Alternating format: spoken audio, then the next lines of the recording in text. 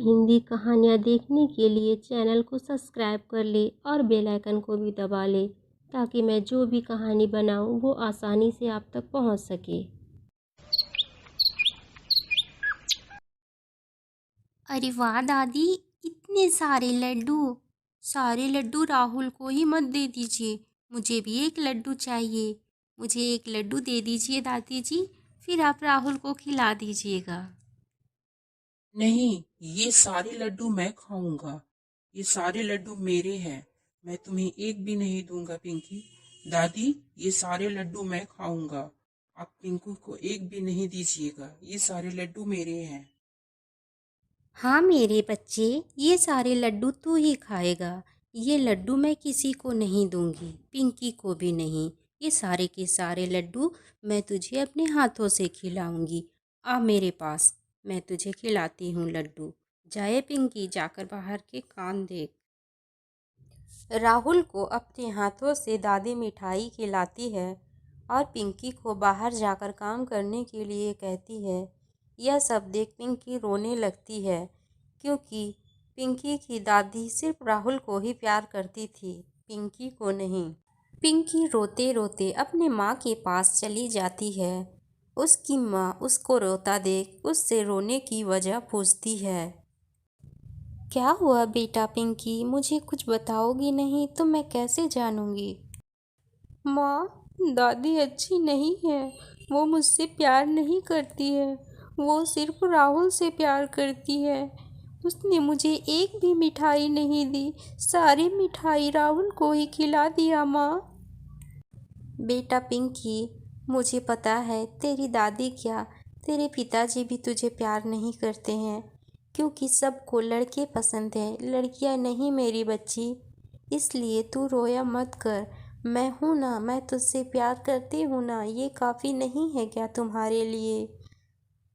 बेटा, यहाँ लड़कियों को पढ़ने के लिए भी नहीं जाना है, लेकिन सरकारी ही सही, मैं तुम्हारे पिताजी से कहकर तुम्हें स्कूल भेजती हूँ ताकि तुम कुछ शिक्षा हासिल कर सको। मुझे पता है मेरी बच्ची, तुम्हें दुख होता है, लेकिन क्या करोगी, यहाँ की यही रीति रिवाज है, मैं कुछ नहीं कर सकती। माँ बेटी अभी बातें कर ही रहे थे कि पिंकी के पिता भी वहाँ चले आते हैं। क्या बात है माँ बेटी में, क्या बातें हो रही हैं। इसे घर का भी कुछ सिखा रही हो या सिर्फ स्कूल ही पढ़ने जाती है। थोड़ा घर के काम काज भी सिखा दो। ऐसी बात नहीं है जी, ये पढ़ाई के साथ साथ घर के काम भी सीख रही है। मैं इससे घर के सारे काम भी करवाती ही रहती हूँ। ये बहुत मन लगाकर सब काम भी करती है। आप तो देखते ही हैं घर पर कितना काम करती है ये। स्कूल से आते ही घर के काम में लग जाती है। पिंकी की माँ सबके मना करने के बाद भी पिंकी को स्कूल पढ़ने के लिए भेजती थी। स्कूल से आने के बाद पिंकी को घर का भी सारा काम काज सिखाती थी, जबकि राहुल कोई भी काम नहीं करता। उसकी दादी उसे अपने साथ बाज़ार ले जाती, तरह तरह की चीज़ें खरीद देती और उससे बहुत प्यार करती थी। इसलिए बेचारी पिंकी हमेशा यही सोचा करती कि मुझसे इतना काम क्यों करवाते हैं और राहुल को इतना सब लोग क्यों प्यार करते हैं। वक्त बीतता जाता है, अब दोनों बच्चे बड़े हो जाते हैं। माँ, पिताजी को क्या हो गया है? क्यों नहीं हम पिताजी को अच्छे अस्पताल में दिखाते हैं? इतने दिनों से पिताजी की तबीयत खराब है माँ, लेकिन अभी तक पिताजी को होश नहीं आया है। मुझे यह सब देख के बिल्कुल भी अच्छा नहीं लगता है। पिताजी की ऐसी हालत मुझसे देखी नहीं जाती है माँ, कुछ तो कीजिए। अरे बेटा, मैं भी तो चाहती हूँ कि तेरे पिताजी जल्दी से ठीक हो जाएं, लेकिन मैं अब भागन करूँ भी तो क्या। हमारे पास इतने पैसे नहीं हैं कि तुम्हारे पिताजी के अच्छे अस्पताल में इलाज करा सकूं। मैं बहुत परेशान हूँ बेटा। अरे बेटा राहुल, तू आ गया। अच्छा ही हुआ जो तू आ गया, मैं तुझे ही ढूंढ रही थी। तेरे पिताजी की दवाई जो वैद्य जी ने दी थी वो ख़त्म हो गई है। बेटा तू जंगल में जाकर के वैद्य जी के पास से वो दवाइयाँ ले आ, ताकि मैं तेरे पिताजी को लगा सकूं। दादी की बात सुन राहुल गुस्सा हो जाता है। और दादी को ही चिल्ला कर कहने लगता है, मैं अभी खेलने जा रहा हूँ अपने दोस्तों के साथ, मुझे कुछ पैसे चाहिए, जल्दी से दे दो, मैं जा रहा हूँ, मेरे पास अभी टाइम नहीं है दवाई लाने का। अरे राहुल, ये तुम कैसी बातें कर रहे हो और किस तरह से दादी से बातें कर रहे हो? तुम्हें पता है दादी तुम्हें कितना प्यार करती है और वो कुछ करने के लिए नहीं, पिताजी की दवाइयाँ लाने के लिए कह रही हैं तुम्हें, और तुम ऐसा कह रहे हो? मत जाओ, मैं जा रही हूँ दवाइयाँ लाने। सब तुमसे कितना प्यार करते हैं और तुम कैसे हो, पिताजी की दवाइयाँ लाने में भी इतना नाटक कर रहे हो? छी, ऐसा कोई करता है भला? मैं जा रही हूँ दवाइयाँ लाने, जाओ तुम अपने दोस्तों के साथ खेलो। इतना कहकर पिंकी दवाइयाँ लाने के लिए वैद्य जी के पास चली जाती है। जाते जाते रास्ते में उसे एक बुढ़िया मिलती है।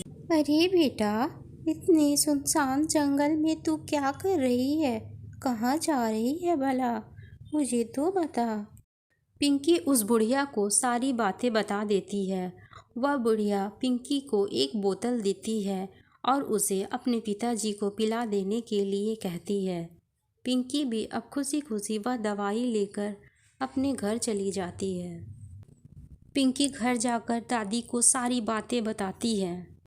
अरे बेटा, मैं ये दवाई पिला तो दूँ, लेकिन पता नहीं ये दवाई कैसी है, मुझे तो बहुत डर लग रहा है, फिर भी पिला देती हूँ ऊपर वाले का नाम ले।